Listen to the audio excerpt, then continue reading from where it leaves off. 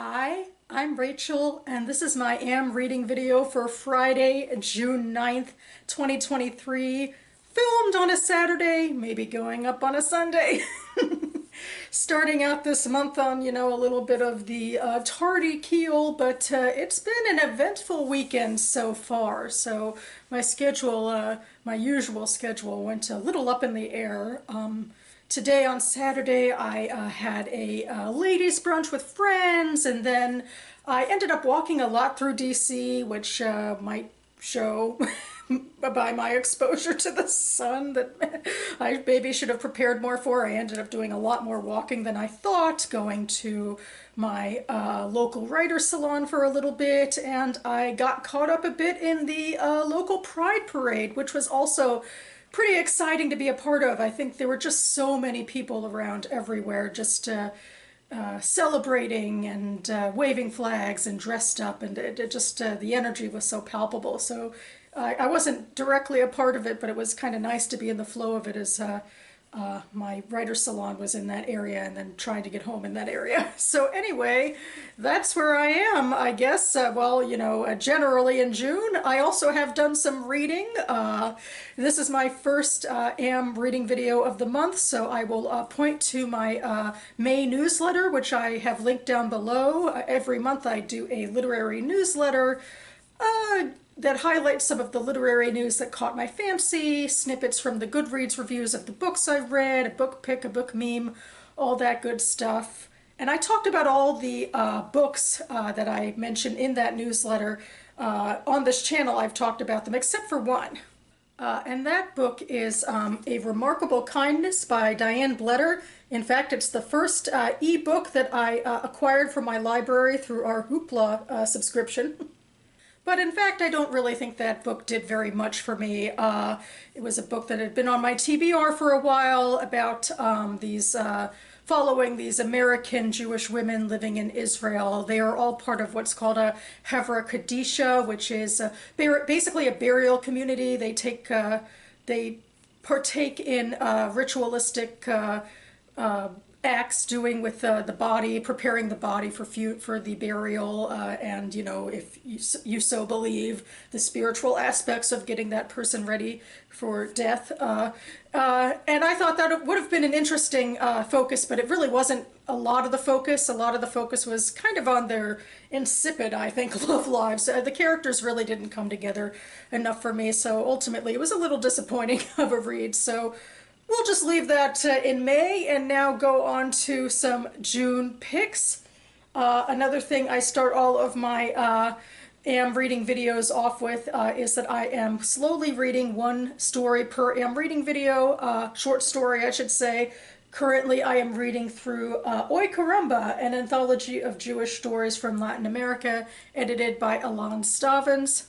This week I read a story from Uruguay, from an immigrant, a Yiddish immigrant to Uruguay, called The Bar Mitzvah Speech by Salomon Zytner. And this is a story that follows a man who seems to be a Yiddish immigrant to a Latin American country, trying to make his way as a shop owner and trying to sort of set up a Jewish life for himself here in his new country. And one of the major points of that, focal points, is that he wants his son to become part of the faith, and they're preparing for his bar mitzvah and for all of the study that entails, and he's anxious because his son is like less connected to all of that, it seems, but the father is really pushing for the son to be hyper prepared for this special day. But then the son falls really ill, and it's interesting how the father's priorities shift a little bit. I mean, that he still wants his son to be there for his bar mitzvah and this, induction into Jewish adulthood. But by that point at the end, it's less about knowing his Haftorah perfectly, and it's more about just being able to stand at all and give his speech. So I don't know. In a way, that's what I was thinking about. How you never know how lucky you have it until something comes along and puts your loved one's lives in jeopardy. But even in this case, you know, he's pleading with the doctor basically to do whatever he can to get the boy ready for the bar mitzvah, and it can be kind of questionable, like, what are you privileging here when it comes to his life? Like, obviously in Judaism, as well as I know in other religions, the sanctity of life is the most important thing, more important than, any rituals and any life markers. So yeah, just I thought that was interesting. And the first book I finished this month is on audio. This is The Bone Shard War by Andrea Stewart, the final of her trilogy, epic fantasy adult trilogy. So this book takes place in a secondary world. I think it was well esteemed for like an unusual magic system, and we get a lot of like answers, I guess tidied up in a way, answers about exactly what makes the magic system work and how that ties into all of the political turmoil and geological turmoil that have been facing these characters for the past 3 books. It is very much a book about the legacy of a empire, of who gets, or like a place where people live and who gets to govern them. We follow several characters from sort of different viewpoints, although in the Game of Thrones way, I think a lot of them are, of not nobility exactly, or at least not all of them, but of more advanced means. But people who are on different tracks in terms of being for the Imperium or rebels, and I really appreciate that Stewart kind of gave a lot of different sides to the question of rulership and what it means, and how to go about enacting change.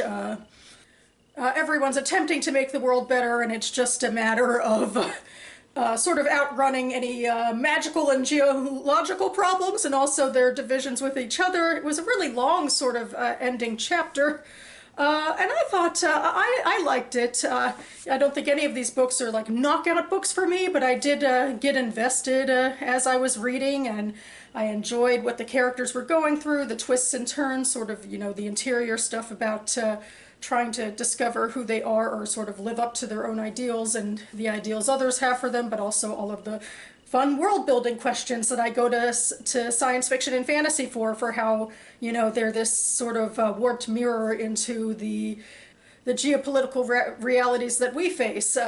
And with this creative flair to them. And yeah, I really feel like if you're looking for a unique magic system and a unique world, because this is like a set of moving islands, and there's going to be answers about how all of that works in the end, this could be for you, especially if you do like magic systems that ultimately there's a lot explained in them. So yeah, I really enjoyed this series. I believe the author is working on a new series now, and so I'll probably keep my eye out for that one.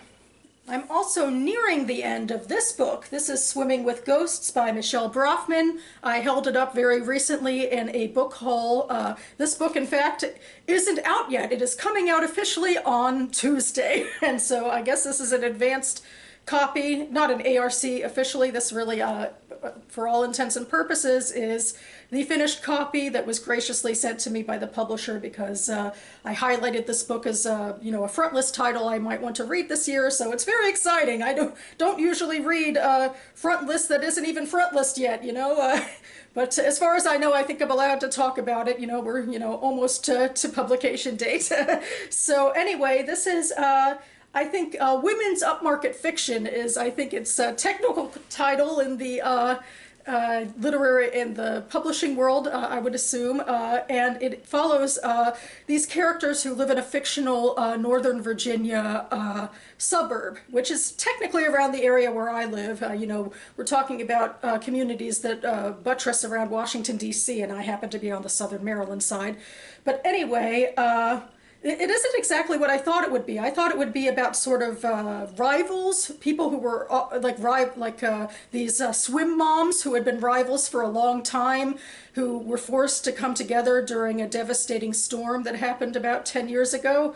But instead, the two moms, in fact, were really good friends for the backstory of this book, and then like in the inciting incident, basically one of the women, Christy, finds out this big secret that really recontextualizes how she sees her friend, and it brings up a lot of personal issues she has with herself about not feeling worthy because of her, you know, personal backstory, and it kind of starts to unravel that friendship. So they went from being very close, and then the storm was about sort of this climactic moment of betrayal between the two of them.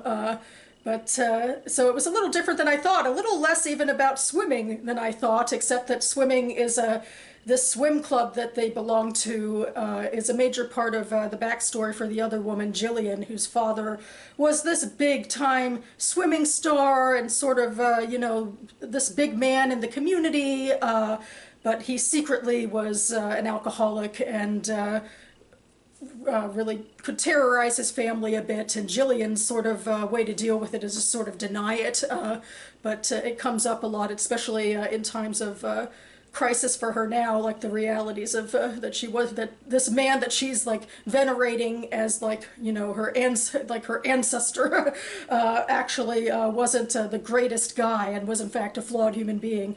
And so we're following those two characters and their POVs, and then Jillian's husband, who is going through a crisis himself, that he was recently laid off, and although he actually is, he lost a lot of weight and feels better about himself in that way, they're like living off of debts and he's not really getting on his feet financially.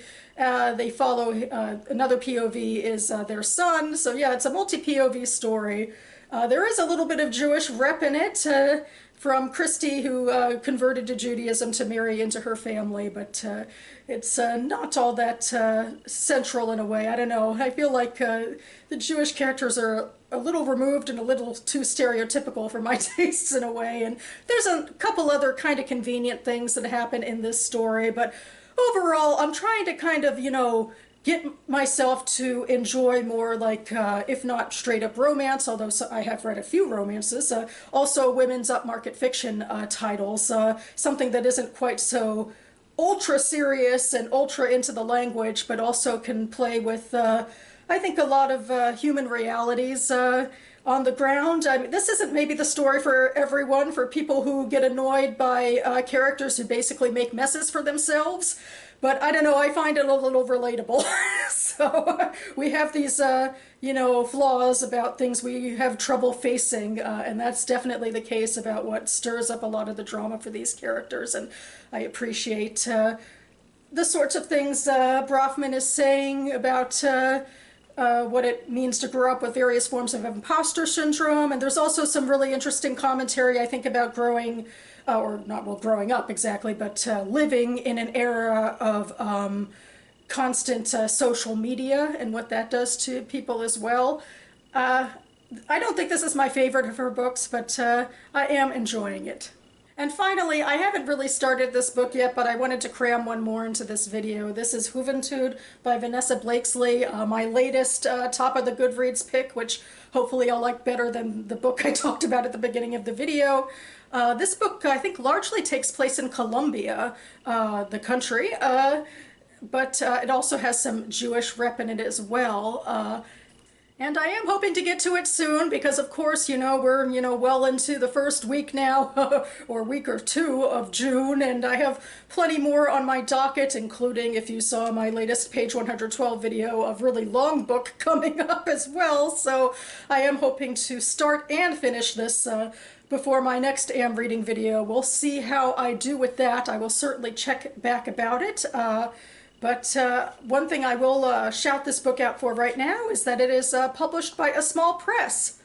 This is by Curbside Splendor, which I will link down below.